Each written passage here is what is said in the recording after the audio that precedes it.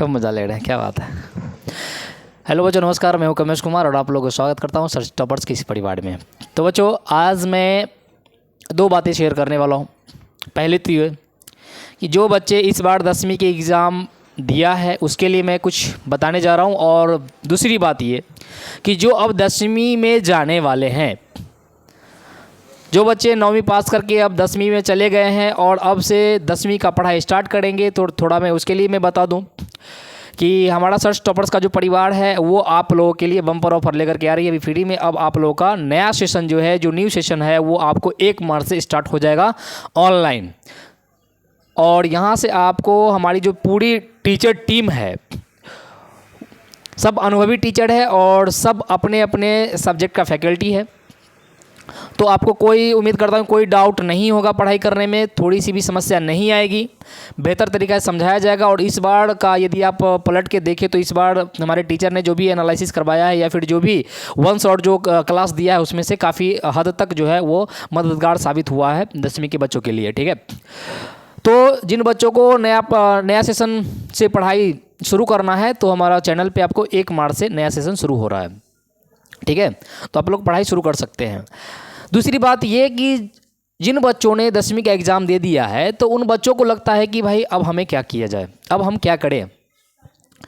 तो थोड़ी सी कुछ बच्चे तो ये सोचते हैं कि भाई थोड़ा सा एकदम मेरा जो 1 साल का जो सफ़र रहा है एकदम बहुत भेजा मारी वाला सफ़र रहा है, बहुत मेहनत की है हमने, माइंड थोड़ा सा अभी अस्थिर नहीं है, एग्ज़ाम दे करके आए हैं, तो थोड़ा सा माइंड को स्थिर करने के लिए किसी किसी को मन करता है कि थोड़ा सा मस्ती कर ले, कुछ दिन रेस्ट कर ले, तब जा करके हम आराम से पढ़ाई शुरू करेंगे। कुछ बच्चे तो ऐसे तक सोच लेते हैं कि भाई हमें केवल 12th में शुरू करेंगे, 11th तो पूरा मस्ती ही करेंगे पूरा, समझ रहे ना। तो भाई ऐसा गलती कभी मत करना, क्योंकि आपका जो ये 2 साल का जो आपका समय है ना भाई, काफ़ी ज़्यादा महत्व रखता है आपकी ज़िंदगी का। सबसे ज़्यादा अगर महत्वपूर्ण समय है तो आपका यही 2 साल का समय है, क्योंकि आप लोग अभी समझ में नहीं आएगा, इस इंटर का महत्व आपको समझ में नहीं आएगा, समझ रहे ना। क्योंकि आप लोगों को लगता है कि 10वीं ही आपका सबसे बड़ा जो है ना, 10वीं का एग्ज़ाम दे दिया, लगता है सबसे बड़ी सफलता तो मेरे लिए यही है भाई।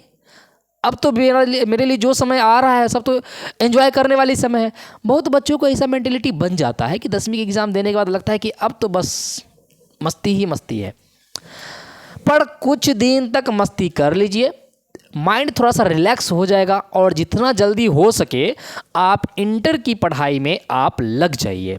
ठीक है, अब सवाल ये उठता है कि एग्ज़ाम देने के बाद कुछ बच्चे सोचते हैं कि मैं इंटर की पढ़ाई करूं या फिर मैं पॉलिटेक्निक की तैयारी करूं। तो आप दोनों कर सकते हैं। आप क्या कर सकते हैं भाई, आप दोनों कर सकते हैं। ठीक है, यदि मैं उन बच्चों के लिए बता दूं जो जिनको थोड़ा सा ये कन्फ्यूजन है कि पॉलिटेक्निक करूं या इंटर की तैयारी करूं, तो भाई आप पॉलिटेक्निक भी कर सकते हैं, पॉलिटेक्निक भी कर सकते हैं और इंटर की तैयारी भी कर सकते हैं। ठीक है, अब पूछिएगा आप कि सर दोनों में फ़र्क क्या है, तो मैं आपको बता दूं कि पॉलिटेक्निक यदि आप करते हैं भाई, पॉलिटेक्निक करते हैं तो ये आपका 3 इयर्स का हो जाएगा, और यदि आप इंटर करते हैं तो ये आप भी जानते हैं कि ये आपका 2 साल का रहता है, 11th एंड 12th। ठीक है, अब दोनों में फ़र्क क्या है। अब आप सोचे होइएगा कि सर अगर पॉलिटेक्निक कर दे तो मेरा इंटर का तो सिलेबस छूट जाएगा, फिर मेरा इंटर हम नहीं कर पाएंगे। तो ये कन्फ्यूजन हटा दीजिए। ये जो भाई 3 साल का पॉलिटेक्निक का जो 3 साल का समय ले रहा है ना, इन 3 साल में आपका साइंस का बेहतर तैयारी कराया जाता है, यदि आपका संस्था यदि अच्छा है तो। यदि आप अच्छे संस्था में जाते हैं जहां अच्छे अच्छे फैकल्टी होते हैं तो ये 3 साल में साइंस का अच्छी खासी नॉलेज आपको यहाँ से मिल जाता है, समझ रहे हैं ना। फिर आपको इंटर करने की ज़रूरत ही नहीं है। ठीक है, और तो और पॉलिटेक्निक में क्या होता है भाई कि आपको साइंस में थ्योरी भी पढ़ाई जाती है और आपको प्रैक्टिकल भी कराई जाती है, तो आपको साइंस का काफ़ी अच्छा खासा नॉलेज हो जाता है।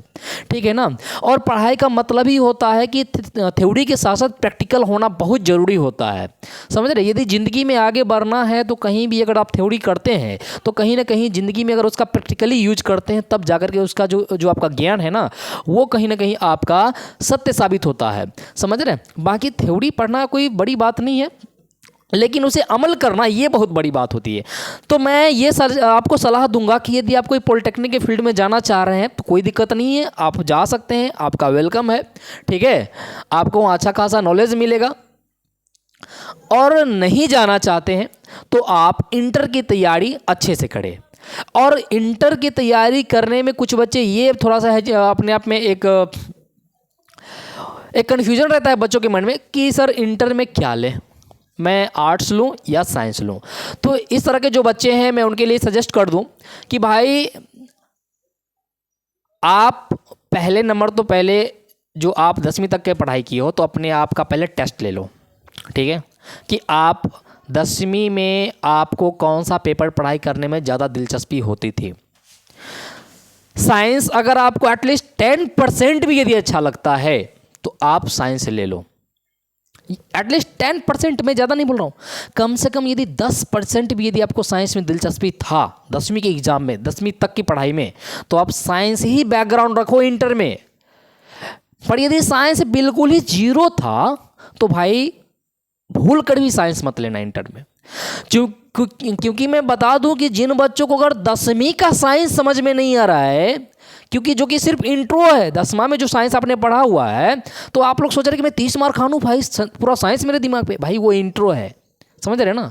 साइंस वो तो सिर्फ जो है ना आपका ट्रेलर था, फिल्म तो आपको इंटर में शुरू होगा भाई। साइंस का मज़ा तो आपको इंटर में आएगा। जो आपने मैथ पढ़ा 10वीं में वो तो सिर्फ ट्रेलर था, इसका तो मज़ा तो फिल्म जो है वो आपको इंटर में देखने को मिलेगा, समझ रहे ना। तो जिनको एटलीस्ट 10% भी आपको साइंस और मैथ में दिलचस्पी है तो भाई आप बैकग्राउंड साइंस ही रखो इंटर में। अब मैं ये किस लिए बोल रहा हूँ, क्योंकि मैं इसलिए बोल रहा हूँ कि आगे चल कर के आपको बहुत बड़ी समस्या हो जाएगी यदि आप साइंस बैकग्राउंड नहीं लेते हो तो। क्योंकि ये बहुत सारे बच्चों का ये सपना होता है, उसकी मम्मी पापा ये कहते हैं कि भाई तू क्या कर, तू यूपीएससी की तैयारी कर। तो कुछ लोग सोचते हैं कि है यूपीएससी की तैयारी करेंगे तो इसमें तो आर्ट्स पढ़ना पड़ेगा। नहीं, ये आप जो गलतफहमी पाल रखे हो भाई, ये आप हटा दो अपने दिमाग से, ठीक है। क्योंकि यदि आप साइंस पढ़ते हो तो आगे चल करके यूपीएससी की तैयारी करने के लिए जब आप आगे बढ़ोगे तो जो आपका ज्योग्राफी का लेक्चर होगा भाई, कहीं ना कहीं वो साइंस से रिलेट होता है आगे चल करके। तो बहुत सारी चीज़ ऐसी मिलेगी आपको ज्योग्राफी में, यदि आप साइंस नहीं पढ़े हो तो ज्योग्राफी को समझना बहुत मुश्किल हो जाता है। ज्योग्राफी आप क्या समझते हो कि इंडिया का मैप पढ़ लिया ज्योग्राफी है, पर्वत के बारे में पढ़ लिया ज्योग्राफी है, नदी पठार के बारे में पढ़ लिया ज्योग्राफी है? नहीं, ज्योग्राफी में बहुत सारी चीज़ें पढ़नी पड़ती है, आगे जाकर के आपको साइंटिफिक तरीके से पढ़ना पड़ता है, समझ रहे। तो इसलिए मैं बोलूँगा आप लोगों को कि साइंस बैकग्राउंड रखो। जिसको मेडिकल में जाना है तो वो तो ऑलरेडी आपको साइंस लेना ही पड़ेगा, ठीक है।